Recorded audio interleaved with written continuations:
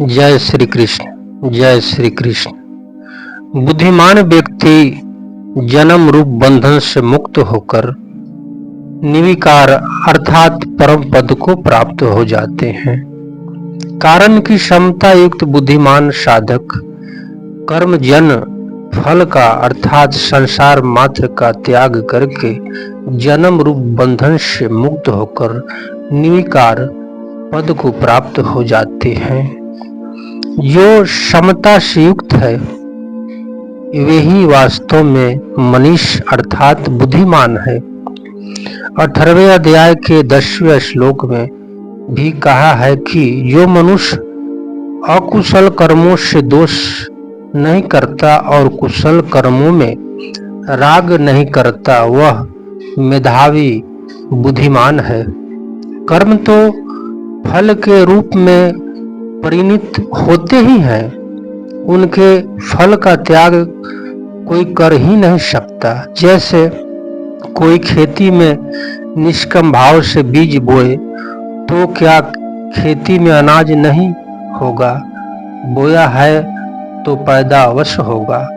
ऐसे ही कोई निष्काम भाव पूर्वक कर्म करता है तो उसको कर्म का फल तो मिलेगा ही, पर वह बंधकारक नहीं होगा।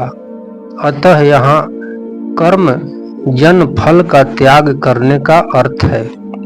कर्म जन फल की इच्छा, कामना, ममता, वासना का त्याग करना, इसका त्याग करने में सभी सामर्थ्य हैं।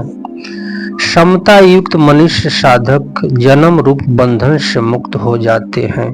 कारण की समता में स्थित हो जाने से उनमें राग, दोष, कामना, वासना, ममता आदि दोष किंचन मात्र भी नहीं रहते। अतः उनके पूर्व जन्म का कारण भी नहीं रहता। वे जन्म मरण रूप बंधन से सदा के लिए मुक्त हो जाते हैं।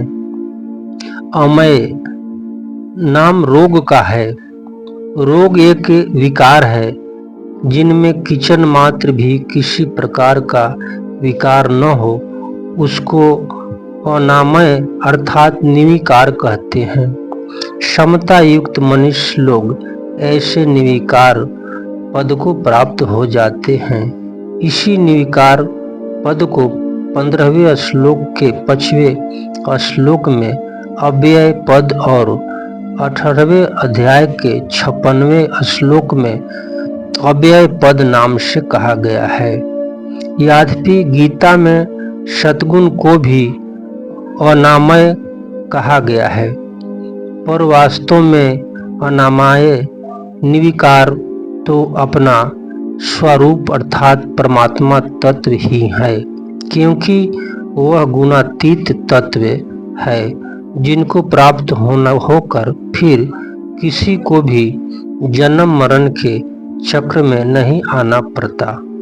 परमात्मा तत्व की प्राप्ति में हेतु होने से भगवान ने सद्गुण को भी अनामय कह दिया है।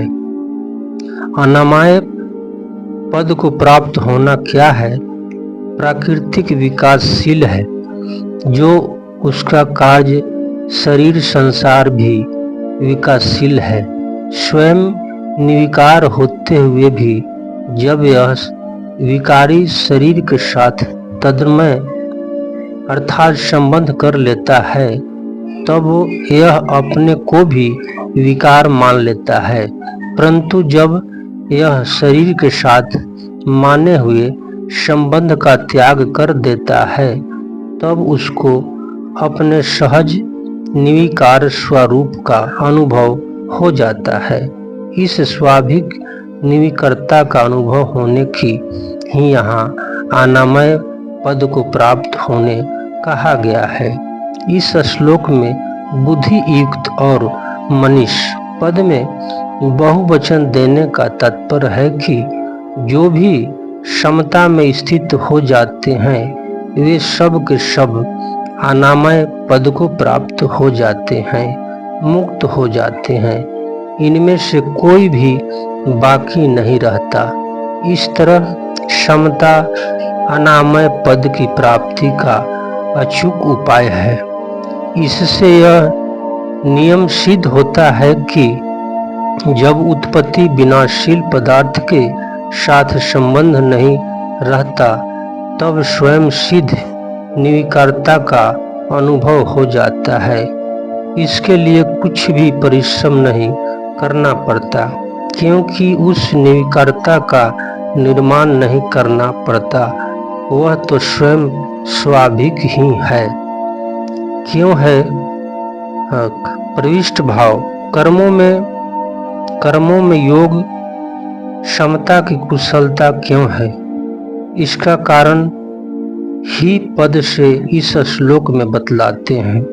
सात्विक कर्म का फल निर्मल है, राजस कर्म का फल दुख है और तामस कर्म का फल मूढ़ता है। गीता 14वें श्लोक में इन तीनों प्रकार के फलों का समता युक्त मनुष्य त्याग कर देता है। कर्म जन फल के त्याग के दो अर्थ हैं, फल की इच्छा का त्याग करना और कर्मों के फल स्वरूप अनुकूल प्रतिकूल परिस्थितियां प्राप्त होने पर सुखी दुखी न होना। वास्तव में उत्पत्ति विनाशील संपूर्ण संसार कर्म फल के सिवाय और कुछ है ही नहीं। कर्म फल का त्याग कर दे तो फिर कोई भी बंधन बाकी नहीं रहता। मनुष्य शब्द का अर्थ है बुद्धिमान। पूर्व श्लोक के अनुसार समता पूर्वक कर्म करना ही बुद्धिमत्ता है। गच्छामि पद के 3 अर्थ होते हैं, ज्ञान होना, गमन करना और प्राप्त होना। यह निर्विकार पद की प्राप्ति का अर्थ है जन्म मरण से रहित होने पर और निर्विकार पद को स्वयं सिद्ध प्राप्त का ज्ञान हो जाना। कारण की नित्य निर्विकृति ही है और नित्य प्राप्ति की ही प्राप्ति है। इस श्लोक में यह सिद्ध होता है कि कर्म योग मुक्ति का कल्याणकारक प्राप्ति का स्वतंत्र साधन है। कर्म योग से संसार की निवृत्ति और परमात्मा तत्व की प्राप्ति हो जाता है। तपस्वी महेश कुमार इस गीता उपदेश सुनने वाले माता पिता भाई बहन को श्रद्धा और स्नेह के साथ प्रणाम करता है।